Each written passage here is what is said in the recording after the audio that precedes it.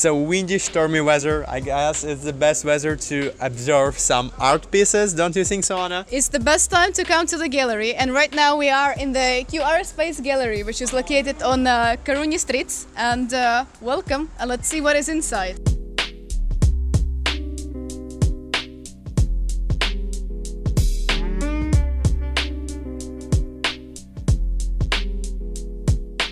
Says Mujeres Anna, I would just like to ask you about where we are. So right now we are in the QR Space Gallery, which is located on the Karuni Street. It's near Namnesty Miro. So this is basically the black cube, you could say this, because everything here is on black. And yeah, I can really tell it. Yeah, you can see this, right? Pretty strange. Yes.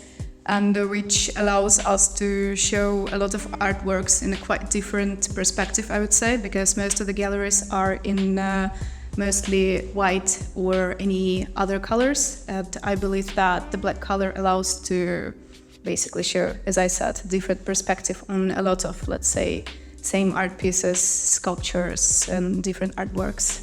What is the main purpose of art gallery? Okay, so as before I told that this is the gallery, so the purpose of every gallery basically is to exhibit new artworks, or for example, as for us, this is very important to find and to show people on Vinohrady in Prague some different artists, and a lot we work also with the students. Who are you in art gallery? Who am I? Yeah. What is your job here? In this gallery, I'm the art curator, which means that my main purpose is to find an artist and to arrange the exhibition. And all around, like organizational things, communicational things, it's all on me. Yeah, but and how do you find such artists? Where from Instagram, or do you know them like in real life?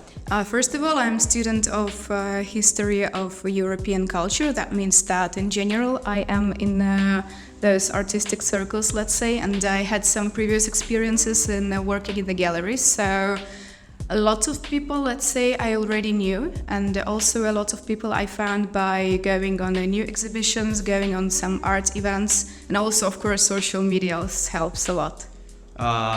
Does it cost some money to, let's say I'm an artist, okay, and I would like to share some thoughts in here. Does it cost me some money to put my arts here for? No, in this case it doesn't cost. It is important so we could find your art pieces somehow suitable for the gallery, for our main flow, let's say. So no, it doesn't cost anything for you. Yeah, as I see, from which artists these pictures are, and what do they mean? All of those people are life-living people, so those are the portraits. Oh. This is the last day of the exhibition of Barbara Kysilkova. This is the Czech artist. Right now she lives in Oslo, in Norway. And particularly at this moment, she's somewhere in the middle of Swedish forest and with no communication of everything. Yes, she's got a Is very... that true? So no communication at all? Like, right. She's alone with her husband and her child there. Okay. This house in the middle of nowhere, basically. So first of all, this exhibition is called Mater Nostra, which is from Latin, our mother. And particularly this exhibition of particularly Barbara Kysilkova explains researches like the state of motherhood and the role of woman in a child's life. How did you come to do some job in here? It was like some homework for you from university, or that was like your personal wish to participate in it? Okay, how did I end up in this gallery, right? That's the question. That's the question, yeah. How did you end up in Black Square? In Black Cube, yeah, right? Black Cube, yeah. QR space. Well, as for the university, unfortunately, we do not have any kind of practical homeworks and different things. So my whole life here in Prague, I used to find some kind of suitable job for me, by myself. So, and I always tried to work in a field that I'm studying in because, well, I'm fond of art and I'm passionate of history and all of those areas, let's say, right? Yeah. So as for particularly this gallery, I know the owner Lukáš and the co-founder Bachas. So we are like, let's say we're friends, and I know them for a couple of years. So when they started this gallery, they needed the curator, and here was I for them. Yeah. Besides your like ambitious wish to upgrade and some art way for Czech Republic, do you have some money from it? From doing some job in here? Okay, I will call it more of a volunteering work. Yeah. I'm being, as I told you, enthusiastic about the arts. Yes, that's the main point. Yes, about the general work. So let's say volunteering here mostly. Of course, sometimes, for example, when something is being sold, I'm having the percentage of this.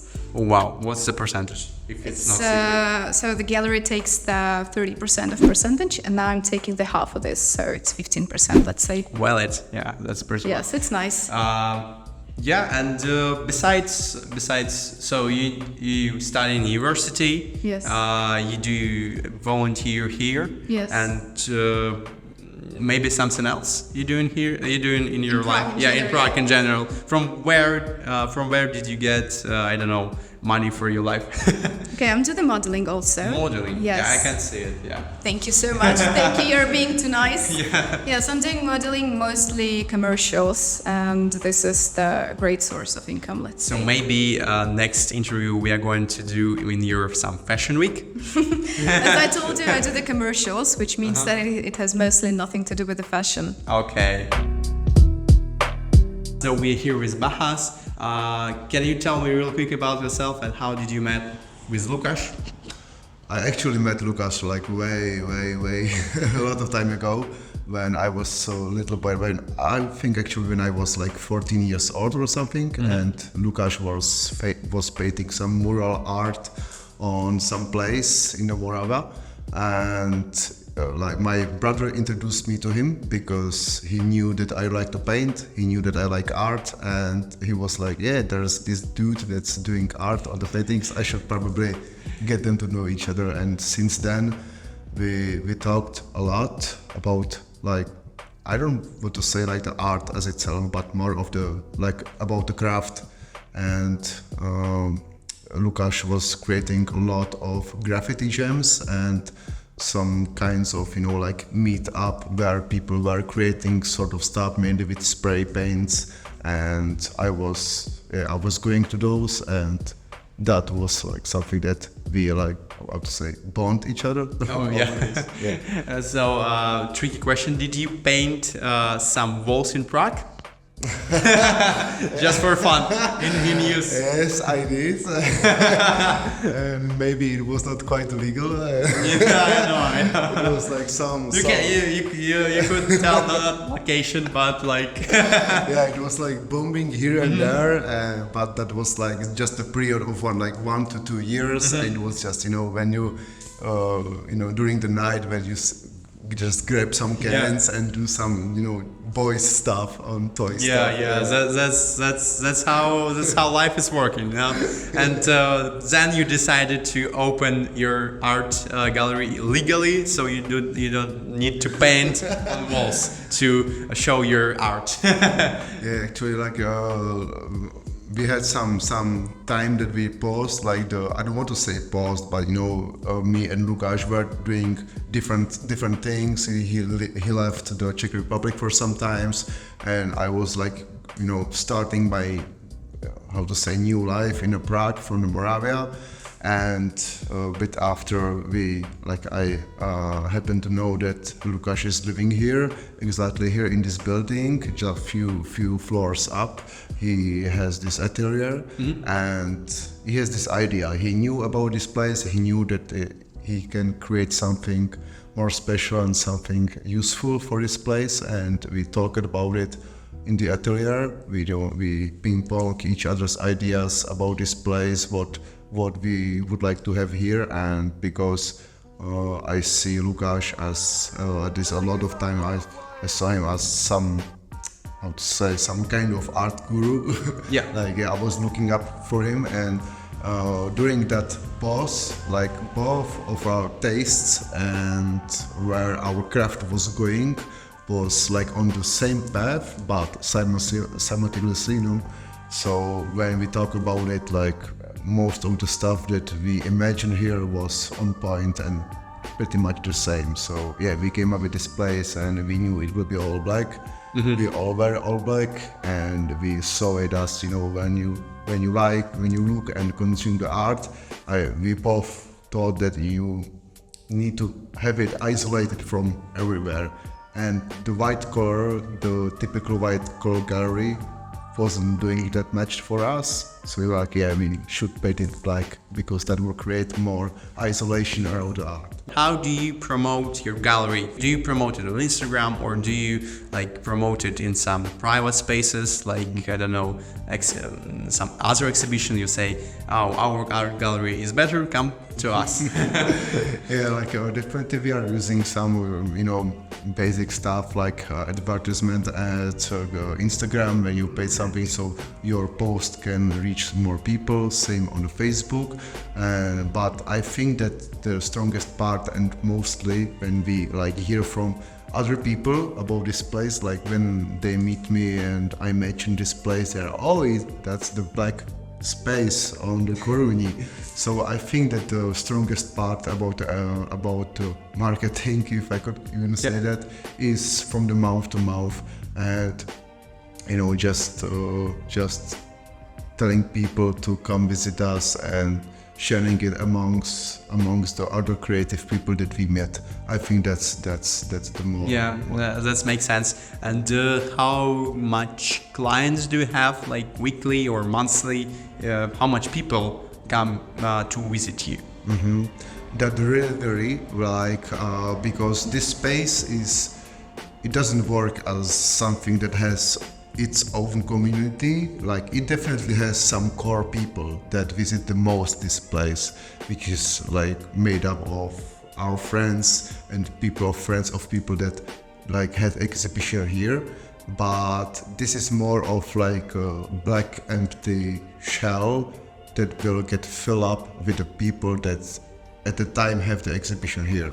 Like for example, when some guy from just creating like generic example, when some guy like from school, like he's like, okay, I'm gonna have do this and this here, he like text to all the friends, and it's insanely full, you can barely move here and people are standing outside, they get here, and there can be times when, you know, it's less people, but definitely you can see that when there's less people, like they talk to each other more. So it's about like inner voice, inner enjoyable here.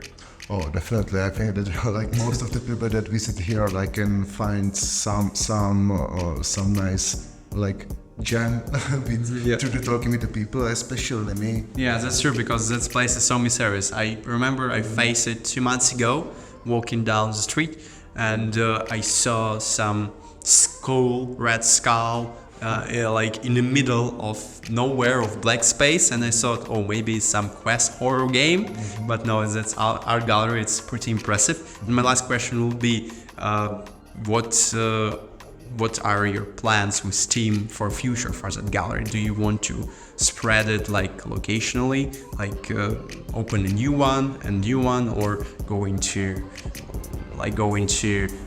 some foreign countries? What are your plans? Like this concept definitely was built so it can be transferable, so it wouldn't be like just for this one place. For this time, this exact place is just perfect for this, because it's pretty small here, but that's something that works for our advantage, because you can like just see through the glass from the street, and like we definitely thought with Lukáš that this concept can be transferred to different places, because when you get something bigger, what does it even mean? Like you paint it all black again, and you create like again you need just two things, black, and that you can see it from the street. Because we wanted definitely something that people can just appreciate and see just when they walk by. That's actually something that we thought about in the atelier when we were talking about it. When I mentioned it before, we were talking about like, we don't want any signs, any like stuff like that. We just want it black, the QR logo, that's it, and that's what the people bring them. What QR, last question, what QR link follow you to your Instagram, to your web, or to where? Our So Instagram. Yes, we definitely had a website before, but the Instagram proved to us to be the strongest and fastest and most easier way to get touch into people and let them know what we want to. And as for the part of the question, what we are planning for in the future, that's we have several plans right now that we are aiming to. Can you share it? I can share a bit. Like because when we will talk with Lukáš, like the completely first idea of all was to have this as atelier for both of us and people that think alike like we do in the craft and art, and we are like playing with the thought that we would like to recreate this to more live in atelier that we can come by, the doors will be open and you can just see the artists creating stuff here, and you can just visit them and just talk a bit and have a glass of wine and just chit chat with. Yes, that's awesome. I wish you good luck with it. Thank you very much. Thank you. Ahoj Lukáše, děkuji, že jste tady máte nás. Kdo jste tady a jestli můžeš nějak se trochu představit se o sobě? Jsem Lukáš, jsem zakladatel galerie, zároveň tady s kolegou Bahasem.